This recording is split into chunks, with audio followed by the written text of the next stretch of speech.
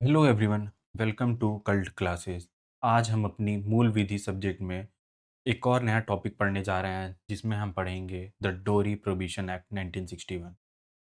देखिए, ये UPSI exam के लिए एक इम्पॉर्टेंट सब्जेक्ट है और जनरली भी बात करें तो ये एक बहुत इम्पॉर्टेंट टॉपिक है, जो हम सभी लोगों को इसके बारे में जानना चाहिए। बात करते हैं इसके बेसिक इंट्रोडक्शन की। देखिए, ये टॉपिक का जो मेन ऑब्जेक्टिव है ना, वो किसी भी तरह के डॉरी ट्रांज़ैक्शन को रोकना है, मतलब लेने और देने दोनों तरह के ट्रांज़ैक्शन को रोकना इसका मेन ऑब्जेक्टिव है। देखिए, ये एक्ट जो है पार्लियामेंट ने 20 मई 1961 को पास किया था और ये पूरे देश में 1 जुलाई 1961 को लागू हो गया था। ठीक है, ये डेट्स याद रखिएगा, एग्ज़ाम के लिए बहुत ही इम्पोर्टेंट है। इनसे डायरेक्ट क्वेश्चन आया हुआ है। ये पूरे भारत में लागू होता है। ऐसा नहीं है कि कोई पार्ट ऑफ इंडिया को इसमें एक्सक्लूड किया गया है या स्पेशल कोई प्रोविज़न दिया गया है, ठीक है? और इस एक्ट में सिर्फ़ 10 सेक्शंस हैं। ये चीज़ भी याद रखना, बहुत बड़ा एक्ट नहीं है, लेकिन इम्पोर्टेंट बहुत है। ये हर रिलीजन और कम्युनिटीज़ के ऊपर अप्लाई होता है। इसमें किसी को छूट नहीं दी गई है इस एक्ट में, किसी भी रिलीजन या कम्युनिटी के लोगों को इसमें छूट नहीं दी गई है। ये एक बहुत इम्पोर्टेंट पॉइंट है, अपने दिमाग में याद रखना। अब आते हैं इसके की फीचर की तरफ, तो देखते हैं कि जो एक्ट है, देखिए यहाँ पे एक्ट का मेन जो एम है वो लिखा है कि किसी भी तरह का डोरी ट्रांज़ैक्शन, वो लेना या देना या फिर किसी तरह का डोरी डिमांड भी हुआ है ना, तो उसको भी रोकना इस एक्ट का मेन पर्पज़ है। अगर डिमांड वो शादी से पहले हो या शादी के बाद भी हो, दोनों तरह की डिमांड को ये कवर करता है। ये चीज़ ध्यान रखना। ठीक है। डॉरी डिमांड क्या है? वो डायरेक्ट डिमांड को भी रोकता है और इनडायरेक्ट डिमांड को भी इल्लीगल मानता है। ये ध्यान रखना, डायरेक्ट डिमांड या और इनडायरेक्ट डिमांड हम आगे अपने सेक्शंस में डिटेल में कवर करेंगे। देखिए, ये सारे रिलीजन और कास्ट और कम्युनिटी के लोगों को कवर करता है। ये चीज़ हम लोग अभी पढ़े थे। ठीक? और ये देखिए, marriage negotiation, ceremony, after marriage negotiations जो होते हैं, इन सब चीज़ों को कवर करता है। ये सेक्शन में हम लोग आगे चल के एक-एक करके पढ़ेंगे। पनिशमेंट भी है, पनिशमेंट की बात करें तो इसमें जेल और फाइन दोनों का पनिशमेंट दिया गया है। किस सिचुएशन में क्या पनिशमेंट मिलेगी, ये मजिस्ट्रेट डिसाइड करता है। अलग-अलग सेक्शन में उसके पनिशमेंट भी लिखे गए हैं, ये भी हम डिटेल में पढ़ेंगे। सोशल रिफॉर्म, देखिए ये dowry free marriage system India में प्रमोट करने की कोशिश कर रहा है, लागू करने की कोशिश कर रहा है, एनकरेज कर रहा है, ठीक है? अब हम लोग ये देखते हैं ना, आजकल के समय में क्या हो गया है ना, देखिए अभी क्या भारत डॉरी फ्री इंडिया हो पाया? नहीं, क्योंकि कुछ लोग ऐसे भी समाज में आजकल एग्ज़िस्ट करते हैं ना कि वो जितना ज़्यादा डॉरी लेते हैं ना, उतना ज़्यादा फ्लेक्स करते हैं, ठीक है? और उ लोगों को जलाने की कोशिश करते हैं कि मेरा बेटा इतना कामयाब है, मुझे इतनी डॉरी मिली है, ठीक है? इससे लोग एक समाज में एक नेगेटिव एग्ज़ाम्पल सेट कर रहे हैं, ऐसे लोगों का कुछ नहीं करना चाहिए। सोशल बॉयकॉट कर देना चाहिए हम लोगों को अपने लेवल पे। गवर्नमेंट तो जो करना है वो कर ही रही है, लेकिन हम लोगों को भी ऐसे लोगों का सोशल बॉयकॉट करना चाहिए ताकि हम लोग डॉरी फ्री इंडिया का जो सपना है, वो पूरा कर सकें। अब बात कर लेते हैं एग्ज़ाम पॉइंट ऑफ व्यू से इम्पोर्टेंट सेक्शन की। देखिए, इसमें सारे सेक्शन जो हैं वो इम्पोर्टेंट हैं। इसमें इम्पोर्टेंट सेक्शन, सारे सेक्शंस को हमको पढ़ना है, ठीक है? पहला सेक्शन देखिए, किसी भी एक्ट का पहला सेक्शन जो होता है उसमें वो उसका पूरा नाम बताता है, उसका एक्सटेंट बताता है, उसका कमेंसमेंट डेट बताता है। तो इस एक्ट का पूरा नाम क्या है ना, डॉरी प्रोहिबिशन एक्ट 1961। ठीक है, ये चीज़ ध्यान रखना। और एक्सटेंड देखिए, व्होल ऑफ इंडिया, मतलब इंडिया में कोई भी ऐसी जगह जो इंडियन टेरिटरी में आती है, वो इससे अलग नहीं है। जैसे कि अगर कोई आइलैंड की बात करें, अंडमान निकोबार या फिर लक्षद्वीप आइलैंड हुआ, मेन टेरिटरी इंडिया की तो है ही। ये भी जो यूटीज़ हैं या फिर आइलैंड्स हैं ना, ये भी इससे अलग नहीं है। उन पे भी ये एक्ट है वो लागू होता है, इससे रिलेटेड प्रोविज़न्स वहाँ भी लागू होते हैं। ठीक है? और कमेंसमेंट डेट देखिए 1 जुलाई 1961। ये ध्यान में रखिएगा, ये एग्ज़ाम में एक बार आ चुका है, इसीलिए मैं कह रहा हूँ कि बहुत इम्पोर्टेंट है ये डेट। किसी भी एक्ट का अगर आप डेट कभी डायरेक्टली पूछा ही जाता है, ठीक है? ये चीज़ ध्यान रखना और ये अगर आपको याद रहेगा ना तो सीधा ढाई नंबर दे के जाएगा। नहीं याद रहेगा तो यूपीएसआई बनने का सपना फिर भूल ही जाओ। फिर उसके बाद सेक्शन 2 पे आते हैं, जिसमें डॉरी की क्लियर डेफ़िनिशन लिखी गई हुई है। देखिए, पहले इसको कुछ पार्ट्स में डिवाइड किया गया है, ठीक है?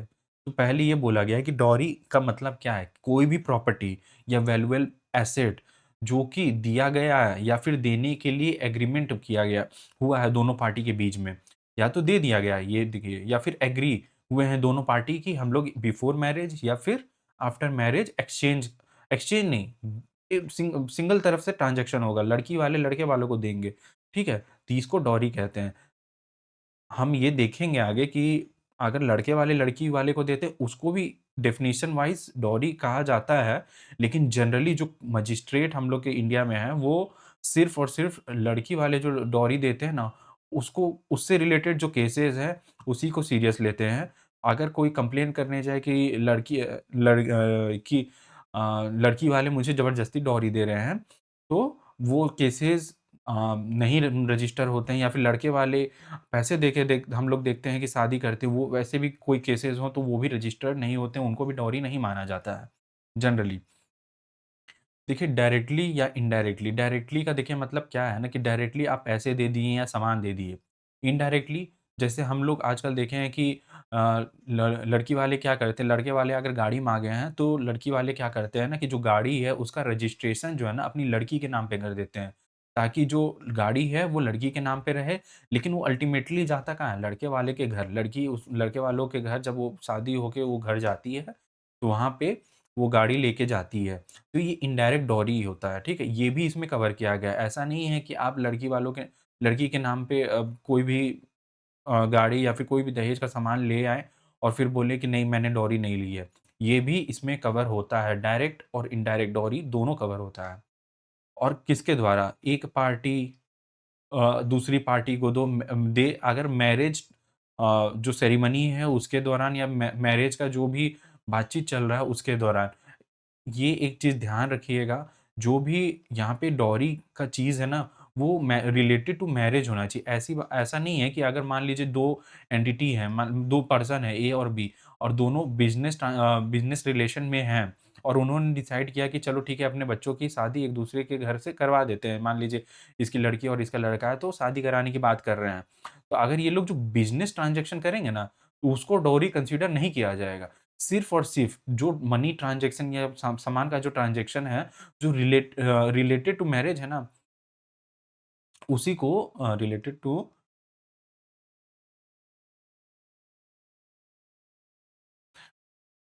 इसी को सिर्फ़ डॉरी कंसीडर किया जाएगा, ठीक है? ये चीज़ ध्यान में रखना। और कब? या तो शादी से पहले या शादी के दौरान, ठीक है? शादी से पहले, शादी के दौरान या शादी के बाद कभी भी अगर डॉरी की डिमांड है या डॉरी का ट्रांज़ैक्शन हुआ है, उसको डॉरी माना जाएगा, और इसके खिलाफ अगर कंप्लेन होती है, तो मजिस्ट्रेट या पुलिस जो भी कंसर्न्ड ये गवर्नमेंट एंटिटी है, वो इसके खिलाफ फिर आगे कार्रवाई करेगी, ठीक है? कंडीशन की बात करें, ये कनेक्शन विथ मैरिज होना चाहिए, ठीक है? जैसे मैंने अभी यहाँ समझाया था कि अगर कोई 2 एंटिटी हैं, अगर वो बिज़नेस रिलेटेड ट्रांज़ैक्शन कर रहे हैं ना, तो वो डॉरी नहीं कहलाएगी, सिर्फ़ और सिर्फ़ जो एक्सचेंज ऑफ आइटम है या फिर मनी है, वो रिलेटेड टू मैरिज है, तो ही डॉरी कहलाएगी। अब देखिए सेक्शन 2 में ना कुछ चीज़ों को इसमें से एक्सक्लूड किया गया है, एक्सेप्शन दिया गया है। जैसे डॉवर या मेहर जो मुस्लिम मैरेजेज़ में होता है। देखिए मेहर क्या है ना कि जैसे ये ना ग्रूम देता है ब्राइड को as a show off respect, कि मतलब वो लड़की जो है, उसके घर में जा रही है, उसके उसके परिवार वालों का ख़्याल रखेगी, आगे इसकी लाइफ़ पार्टनर बनेगी। तो एज़ अ रिस्पेक्ट जो ग्रूम ब्राइड को देता है ना, कुछ गिफ्ट देता है या पैसे देता है, मुझे कुछ ख़ास डिटेल में मालूम नहीं है, लेकिन इसको मेहर कहते हैं। इसको इसमें एक्सक्लूड किया गया है। सिर्फ़ और सिर्फ़ जो जनरल में जो डेफ़िनेशन हम लोग जानते हैं ना डॉरी का, कि लड़की वाले अगर लड़के को कोई चीज़ देते हैं, तो वही सिर्फ़ डॉरी कहलाती है, और कोर्ट भी यही डेफ़िनेशन को मानता है। लेकिन अगर रियल एक्ट पढ़ें, तो इसमें दोनों तरफ से किसी भी पार्टी की तरफ से कोई भी ट्रांज़ैक्शन होता है रिलेटेड टू मैरिज, तो उसको डॉरी कंसीडर किया जाएगा। ठीक है? ये चीज़ ध्यान में रखना, क्लियर रखना है। वॉलंटरी गिफ्ट्स या फिर जैसे कोई रिलेटिव हैं या फिर उनके माता-पिता हैं, वो खुद से अगर वहाँ पे शादी के दौरान अगर कोई गिफ्ट दे रहे हैं जिसकी माँग नहीं की गई है, तो उसको भी इसमें एक्सक्लूड किया गया है। ट्रेडिशनल या कस्टमरी गिफ्ट्स, जैसे हम लोग खुद ही देखे हैं कि जो हम लोग की माँ है, खानदानी गहने वो रखी रहती है, बहू को शादी के दौरान देती है।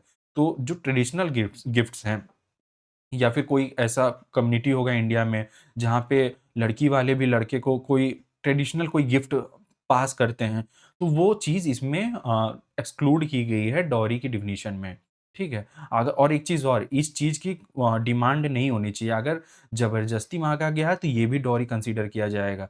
तो मतलब अगर ज़बरदस्ती इन तीनों में अगर कोई चीज़ें ज़बरदस्ती माँगी गई है ना, तो वो डॉरी कंसीडर की जाएगी। अगर ये एज़ अ ट्रेडिशन अगर दिया जा रहा है, एज़ अ मतलब जो अपने रिलीजन के जो कुछ कस्टम्स हैं उसकी तरह सोच के दिया जा रहा है, तो वो डॉरी नहीं कहलाएगा। अब आते हैं सेक्शन 3 में। देखिए ये बहुत ही इम्पोर्टेंट सेक्शन है, सेक्शन 3। इसमें ना डॉरी, लेन और देन दोनों के से रिलेटेड जो पेनल्टीज़ हैं ना, उसको डिस्कस किया गया है। देखिए यहाँ पे साफ-साफ लिखा है, गिविंग और taking dowry is a punishable offence. लेकिन हम लोग सिर्फ़ और सिर्फ़ लड़की जो देती है डॉरी लड़के वालों को, वही सिर्फ़ पनिशेबल ऑफ़ेंस माना गया है, या लड़के वाले जो एक्सेप्ट करते हैं लड़की वालों की तरफ से, वही सिर्फ़ पनिशेबल ऑफ़ेंस माना गया है। जनरली अगर आप ये देखेंगे कि लड़के वाले लड़की वालों को कोई म मूल्यवान चीज़ दे रहे हैं, या पैसा हुआ या फिर प्रॉपर्टी हुई, कुछ भी मैरिज करने के एवज़ में, तो उसको डॉरी नहीं कंसीडर करता है कोर्ट, ठीक है? इसमें पनिशमेंट क्या लिखी है? मिनिमम 5 ईयर की इम्प्रिज़नमेंट, इम्प्रिज़नमेंट मतलब जेल। मिनिमम 5 साल की जेल होगी, मैक्सिमम वो मजिस्ट्रेट डिसाइड करेगा। 15,000 तक का जुर्माना लग सकता है, वो भी तब अगर जो डॉरी आपने डिमांड की है वो 15,000 से कम है। अगर डॉरी 15,000 से ज़्यादा की डिमांड है, या फिर डॉरी का ट्रांज़ैक्शन 15,000 से ज़्यादा का हुआ है, तो जो वो उसकी वैल्यू होगी, वो फ़ाइन की तरह वसूला जाएगा। अगर 15,000 से कम है तो 15,000 लिया जाएगा, ठीक है? कोर्ट एक्जेम्पशन, कोर्ट ये डॉरी रिलेटेड जो भी पेनल्टी है या इम्प्रिज़नमेंट है, उसको कम कर सकता है। लेकिन उसको स्पेशल रीज़न लिखना पड़ेगा रिकॉर्ड में, जो मजिस्ट्रेट का रिकॉर्ड होता है। अगर मान लीजिए कोई केस चल रहा है और कोई मजिस्ट्रेट उसको अभी उसकी सुनवाई देख रहा है। अगर उसको ये स्पेशल रीज़न लिखना होगा कि उसकी सज़ा क्यों कम की गई है। मान लीजिए फ्यूचर में उसकी सुनवाई दोबारा से होती है और कोई नया मजिस्ट्रेट वहाँ पे उसको केस को देख रहा है, तो उसके संज्ञान में रहे कि ये रीज़न की वज़ह से इसको यहाँ पे इसकी इम्प्रिज़नमेंट है वो कम की गई थी। ठीक है? अब आते हैं सेक्शन 4 में। पेनल्टी, अभी जैसे हमने देखा था कि सेक्शन 4 में पेनल्टी की बात की गई है। जैसे अभी हम पिछली सेक्शन में देखे, सेक्शन 3 में यहाँ पे पेनल्टी की बात की है।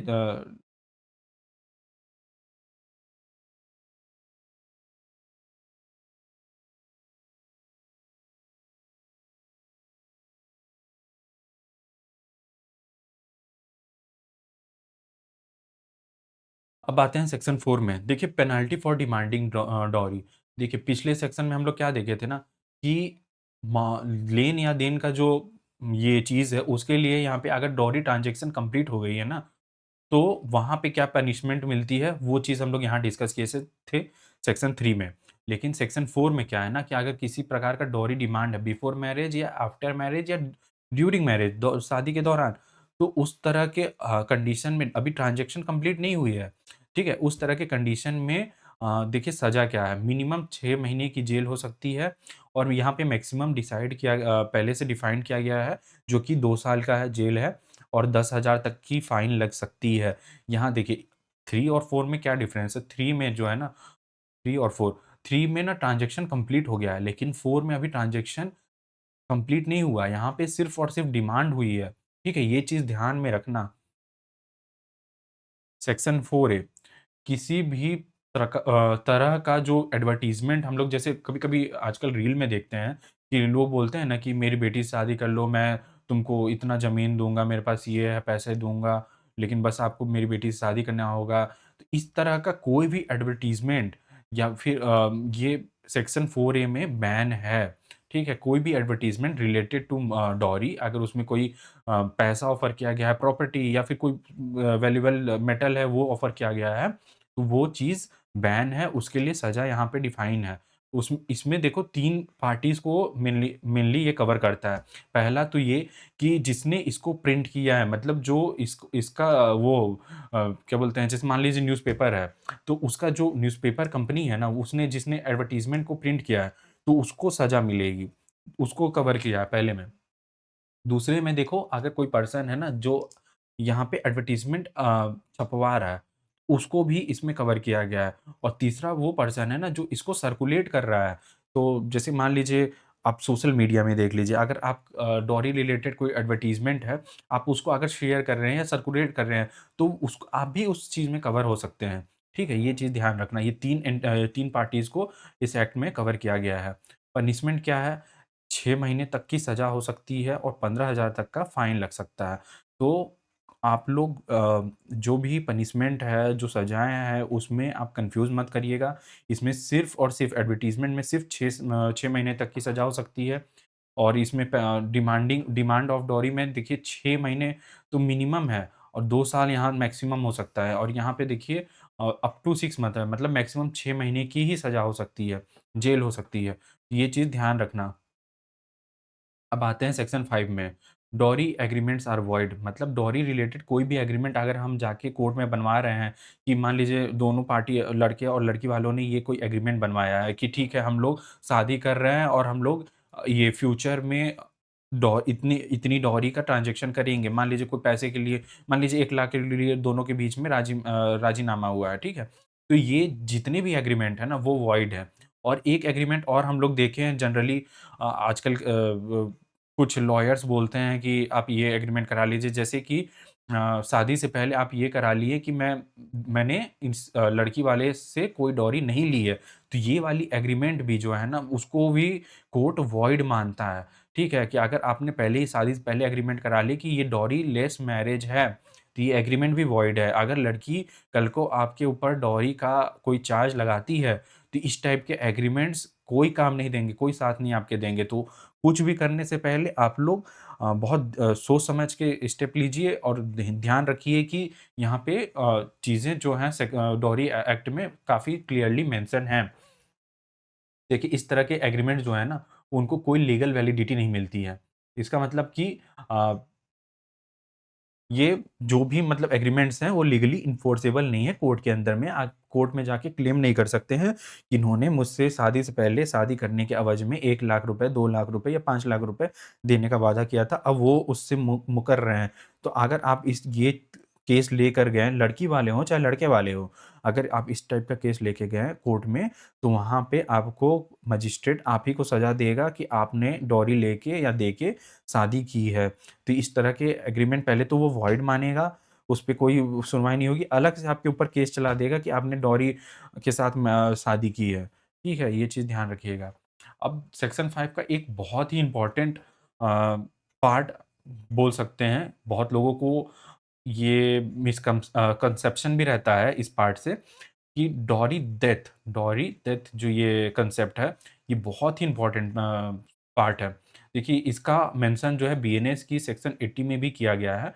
ये एग्ज़ाम पॉइंट ऑफ व्यू से बहुत ही इम्पोर्टेंट है। ये चीज़ ध्यान रखना, पूछ सकता है एग्ज़ाम में। देखो, डॉरी डेथ क्या होती है ना, अगर कोई एक महिला है, ठीक है? शादी के 7 साल के अंदर में उसकी डेथ हो जाती है। देखो, डॉरी डेथ के लिए 3 कंडीशन दी गई है कि वो उसकी डेथ हो शादी से 7 साल के अंदर में, और वो भी डेथ कैसी हो, जलाकर, या फिर बॉडी पे काफ़ी ज़्यादा इंजरी या हार्म है, या फिर एब्नॉर्मल सर्कमस्टेंसेस में हो रही है उनकी डेथ।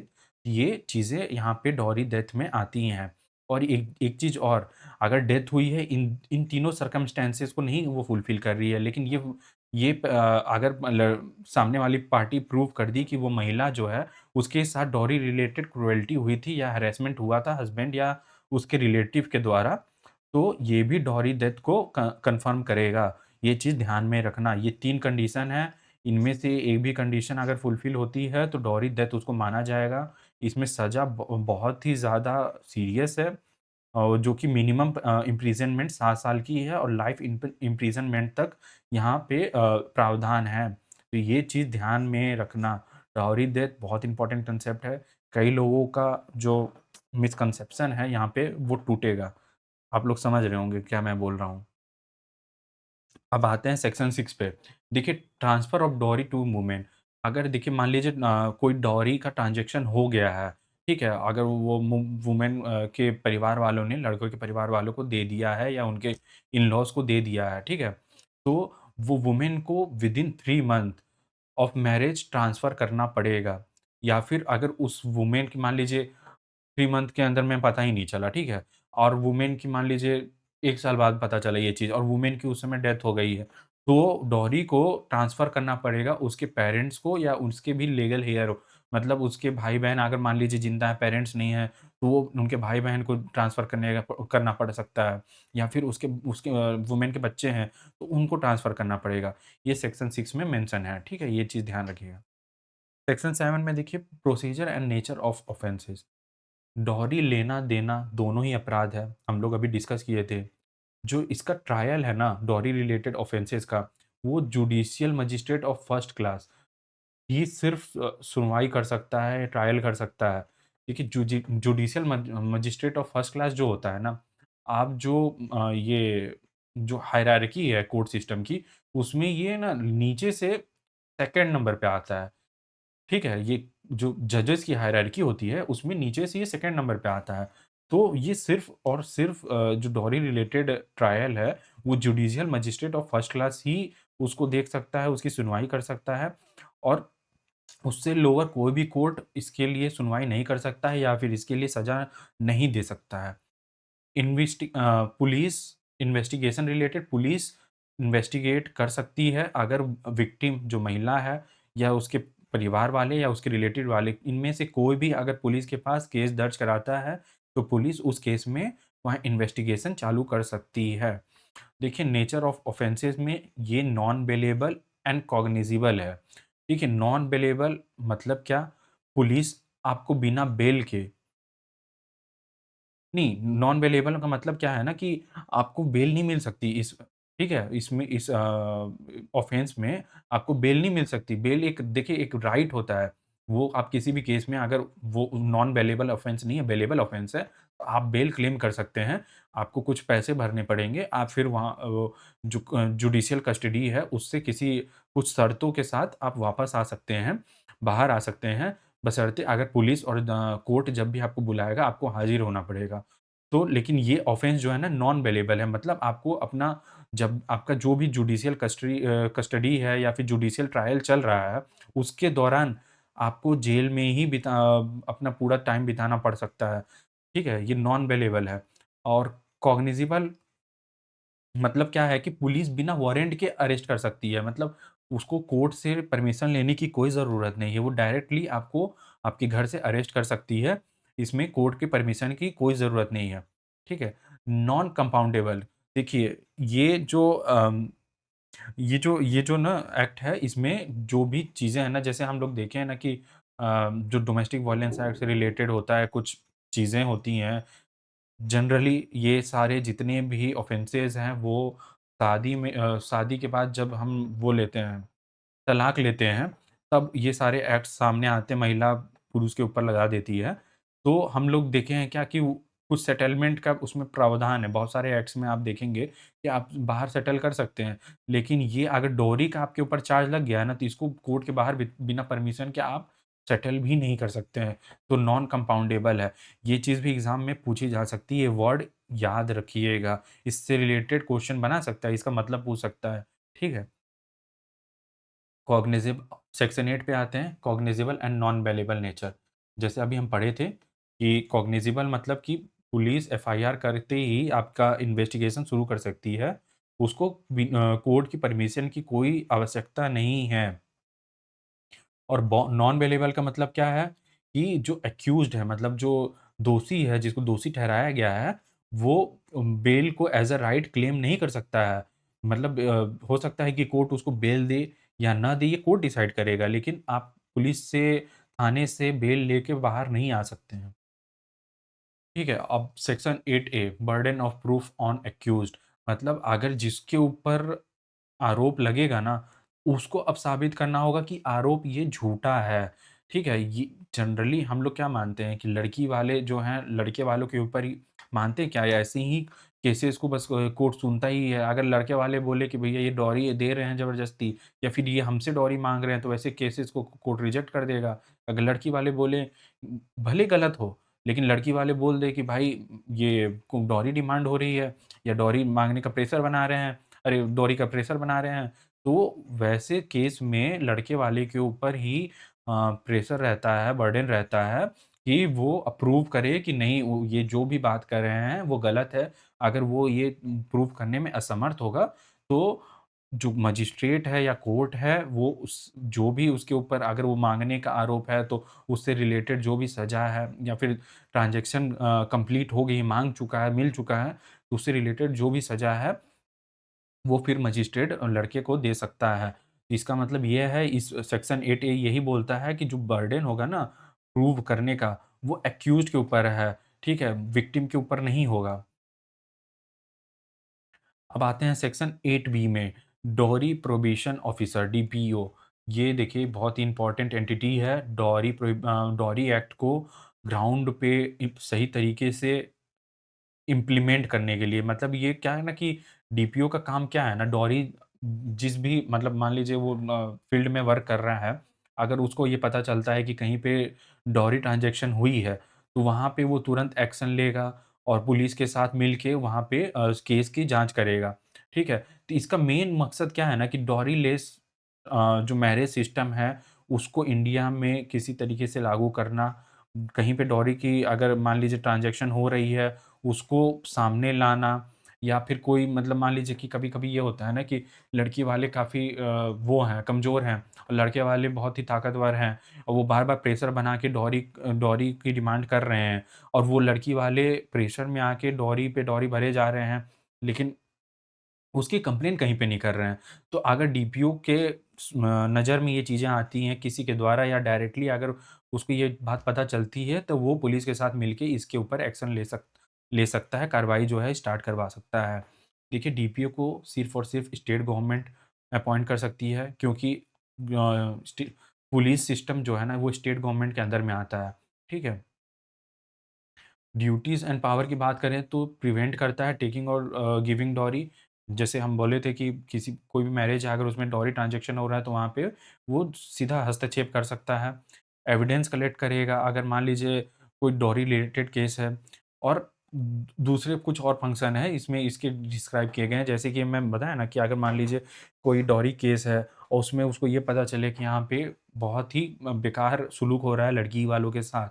लेकिन वो कंप्लेन नहीं कर पा रहे हैं, तो उस केस में डीपीओ जो है लड़कों वालों के खिलाफ इंक्वायरी और जो जाँच है वो स्टार्ट करवा सकता है और एक एफआईआर रजिस्टर करा सकता है नज़दीकी पुलिस थाने में। ठीक है? और डीपीओ जो है ना पब्लिक सर्वेंट जैसे पुलिस एनजीओज़ भी पब्लिक सर्वेंट में इस तरह के एक्ट्स में कंसीडर किया जाता है, तो उनका सहारा ले सकता है ताकि वो इस चीज़ को इंश्योर कर सके कि डॉरी ट्रांज़ैक्शन जो है इंडिया में या तो ख़त्म हो जाए या तो हो रहा है, तो उसके लिए वो सज़ा दिलवा सके। अब आते हैं सेक्शन 9 में, जो कि सेंट्रल गवर्नमेंट की जो डॉरी रिलेटेड पावर है, जो रूल मेकिंग पावर है, उसको बताता है। देखिए, मेजरली जो है ना डॉरी रिलेटेड केसेज़ में, वो रूल्स जो बनाने हैं, वो मेजरली सेंट्रल गवर्नमेंट ही बना सकती है, ठीक है? ये सेक्शन 9 में मेंशन किया गया हुआ है। और रूल जो बनाएगी ना, वो बोथ हाउस ऑफ पार्लियामेंट में प्रेज़ेंट करना होगा। टोटल 30 दिन तक इस पे बहस चलेगी, सेशन में जब रहेगा कोर्ट। अगर सीज़न खत्म हो जाता है, तो नेक्स्ट सीज़न में भी इसके ऊपर बहस चल सकती है। टोटल 30 दिन तक इस पे डिस्कशन होगा, ये चीज़ यहाँ पे लिखी गई है और इस 30 दिनों के अंदर में ना ये हो सकता है कि पार्लियामेंट कुछ मॉडिफ़िकेशन का सजेशन दे सके या फिर वो रूल जो डॉरी प्रोहिबिशन एक्ट में अगर कोई रूल को ऐड किया गया है, तो उस रूल को ही हटा दे, उस सेक्शन को ही हटा दे। तो ये 2 चीज़ हो सकती है। अब आते हैं सेक्शन 10 पे। देखिए इसमें स्टेट गवर्नमेंट का जो रूल मेकिंग पावर है, वो बताया गया है। स्टेट गवर्नमेंट भी कुछ रूल्स बना सकती है। मेजर रूल तो सेंट्रल गवर्नमेंट ही बना सकती है, लेकिन कुछ स्टेट रिलेटेड रूल्स भी स्टेट गवर्नमेंट बना सकती है, स्टेट स्पेसिफिक रूल, ठीक है? और वो रूल जो है स्टेट लेजिस्लेचर में प्रेज़ेंट करना पड़ेगा। देखिए, जैसे हम लोग देखे थे कि सेंट्रल गवर्नमेंट जब रूल बनाएगी तो उसको पार्लियामेंट में प्रेज़ेंट करना पड़ता है। देखिए, यहाँ पे हम लोग का ये एक्ट ख़त्म होता है, यहाँ पे ये एक्ट कंप्लीट हो गया। अब हम देखते हैं इसके कुछ इम्पोर्टेंट क्वेश्चंस जो कि प्रीवियस ईयर में आए हुए हैं या आने की संभावनाएँ हैं। देखिए, पहला ही क्वेश्चन है कि जो डॉरी प्रोहिबिशन एक्ट है, वो किस ईयर में पास हुआ था? देखिए, डॉरी प्रोहिबिशन एक्ट 1961 में ही पास हुआ था और जो इसका इम्प्लीमेंटेशन भी है, वो भी 1961 में हुआ था। ये 20 मई 1961 को पास हुआ था, लेकिन इम्प्लीमेंटेशन देखिए यहाँ पे 1 जुलाई 1961। तो ये चीज़ ध्यान में रखना, इससे क्वेश्चन देखिए क्वेश्चन आया हुआ है तभी यहाँ पे ये मेंशन है। द प्राइमरी ऑब्जेक्टिव ऑफ डोरी प्रोहिबिशन एक्ट 1961 जो है उसका प्राइमरी ऑब्जेक्टिव क्या है? तो देखिए प्रोमोट एक्सपेंसिव मैरिज नहीं, टू लीगलाइज़ डॉरी एक्सचेंज नहीं, to promote giving and taking of dowry to prohibit giving and taking of dowry यही है सही answer. To register marriage ceremonies नहीं, तो ये सी ऑप्शन जो है हम लोग का करेक्ट आंसर है। बोल रहा है which section defines the term dowry. देखिए हम लोग अभी देखे थे जो सेक्शन 2 था उसमें डॉरी का क्रिस्टल एंड क्लियर डेफिनेशन दिया गया था। उसमें 3 एक्सेप्शन भी दिया हुआ था कि जो महर होता है वो मुस्लिम मैरिजेज़ में और कोई मान लीजिए क कस्टमरी गिफ्ट है कस्टम रिलेटेड गिफ्ट है तो उसको भी एक्सेप्शन में डाला गया था। कोई अगर ऐसी चीज़ है जो relative at the time of dowry दे रहे हैं, कोई गिफ्ट हो गया, जो कि जिसकी डिमांड नहीं की गई है, तो वो उस तरह के चीज़ों को यहाँ पे एक्सेप्शन में लिखा गया था। ये सेक्शन 2 में ये सारी चीज़ें मेंशन हैं और किस कंडीशन में ये बताया जाएगा कि जो ट्रांज़ैक्शन है वो डॉरी कहलाएगा कि नहीं कहलाएगा, मैरिज रिलेटेड होना चाहिए, ये सब चीज़ हम लोग सेक्शन 2 में कवर किए थे। अब आते हैं क्वेश्चन 4 पे, गिविंग और taking dowry is punishable offence under. तो देखिए हमारा सेक्शन 3 में ये चीज़ मेंशन है कि किसी भी प्रकार का अगर लेन-देन हुआ है, ट्रांज़ैक्शन हुआ है डॉरी रिलेटेड, तो वो एक पनिशेबल ऑफेंस होगा और सेक्शन 4 में क्या था कि अगर डिमांड देखिए सेक्स 4 में क्या था कि डॉरी की जो डिमांड है ना, वो पनिशेबल ऑफेंस होगा। तो ये सेक्शन 4 में हम लोग का मेंशन था, ये हम लोग पढ़े थे अभी। ठीक है? इसमें मिनिमम सेक्शन 3 के तहत अगर कोई ट्रांज़ैक्शन हुआ है, तो इसमें मिनिमम 5 साल की जेल हो सकती है या 15,000 तक का फ़ाइन हो सकता है। Demanding dowry is punishable under which section? देखिए, अभी हम लोग देखे थे, ये सेक्शन 4 में मेंशन है कि डिमांड ऑफ डॉरी जो है, वो भी एक पनिशेबल ऑफ़ेंस है। इसमें मिनिमम 6 महीने की सज़ा हो सकती है और मैक्सिमम 2 साल तक की सज़ा हो सकती है और इसमें जो फ़ाइन है, वो 10,000 तक का देना पड़ सकता है। Advertisement related to dowry is banned under देखिए सेक्शन 4 ए में ही हम लोग देखे थे डॉरी रिलेटेड एडवर्टाइजमेंट जो है वो बैन किया गया है।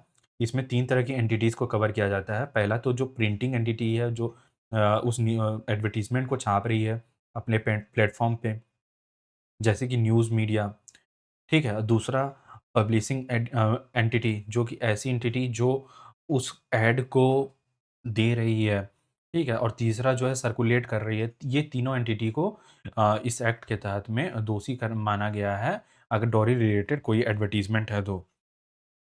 इन case of dowry BNS section 80 death must occur within देखिए ये बहुत ही इम्पोर्टेंट एक हम लोग का सेक्शन है, जिसमें बोला गया था डॉरी डेथ का कांसेप्ट यहाँ पे डॉरी डेथ का कांसेप्ट वो डिस्कस किए थे जिसमें 7 साल के अंदर में अगर कोई भी वो होती है डेथ होती है वुमेन की, तो उसको डॉरी डेथ कंसीडर किया जाएगा।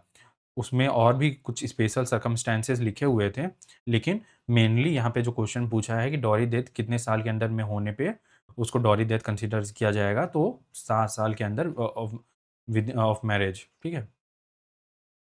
क्वेश्चन 8 पे आते हैं। Dowry received by anyone other than women must be transferred to her within 3 months. देखिए, ये भी हम लोग के सेक्शन में मेंशन था कि अगर सेक्शन 6 में कि अगर कोई भी डॉरी ट्रांज़ैक्शन हुआ है विदिन 3 मंथ और अगर मान लीजिए वो महिला की 7 साल के अंदर में अगर मृत्यु हो गई है, तो उसके लीगल हेयर जो हैं, जो उसके भाई-बहन, उसके माता-पिता या उसके बच्चे जो हैं, उनको ट्रांसफ़र करना पड़ेगा लड़के वालों को। अब आते हैं क्वेश्चन 9 में, ऑफेंसेस अंडर डोरी प्रिवेशन एक्ट आर ये देखिए ये बहुत ही इम्पोर्टेंट है। इसमें हम देखे थे कि जो भी ऑफेंसेस होंगे वो कॉग्निजेबल होंगे और नॉन बेलेबल होंगे मतलब इसमें बेल नहीं मिल सकती है और कॉग्निजेबल मतलब बिना वारंट के जो पुलिस है वो आपको अरेस्ट कर सकती है, वहाँ पे कोर्ट वारंट की कोई ज़रूरत नहीं होगी। डायरेक्टली एफआईआर फाइल करके वो वहाँ पे आपको अरेस्ट कर सकती है, आपके खिलाफ इन्वेस्टिगेशन शुरू कर सकती है। अब आते हैं अपने 10th क्वेश्चन पे। देखिए बर्डन ऑफ प्रूफ जो है वो लाई ऑन एक्यूज्ड। ये चीज़ भी हम लोग डिस्कस किए थे कि 8A में कि जो भी बर्डन होगा वो एक्यूज्ड पर्सन को ये प्रूफ का बर्डन वो एक्यूज्ड पर्सन के ऊपर होगा। ठीक है? यहाँ पे हम लोग का जो डॉरी प्रोहिबिशन एक्ट 1961 है वो कंप्लीट होता है। उससे रिलेटेड जो इम्पोर्टेंट क्वेश्चंस हैं वो भी हम लोग देख चुके हैं। अब यहाँ पे आज की क्लास ख़त्म करते हैं। ठीक है? Thank you everyone. Have a nice day.